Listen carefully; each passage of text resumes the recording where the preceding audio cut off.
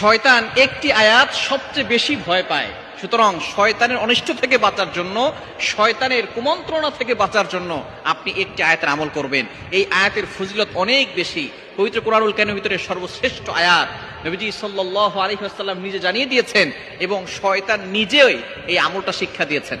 হযরত আবু হুরায়রা রাদিয়াল্লাহু তাআলা আনহু থেকে হাদিস বর্ণিত এসেছে, তিনি বলেছেন যে তাকে একবার পাহারা দেওয়ার ব্যবস্থা করা হয়েছিল, তিনি পাহারা দিচ্ছিলেন। শয়তান এসে সেইখান থেকে চুরি করছিল, সে ধরেছিল, তাকে আবার ছেড়ে দিয়েছে। তিন দিন এভাবে করার পরে শেষ পর্যন্ত সে নিজেই একটা আমল শিক্ষা দিয়েছে যে তুমি যদি এই আয়াতের আমলটা করো তাহলে আমি আর এখান থেকে কিছু নিতে পারবো না। নবীজি সাল্লাল্লাহু আলাইহি ওয়াসাল্লাম জানিয়ে দিয়েছেন সে ছিল শয়তান এবং সে সত্য কথাই বলেছে। সুতরাং শয়তান সবচেয়ে বেশি ভয় পায় যে আয়াতটি, সে আয়াতটি হচ্ছে আয়াতুল কুরসি।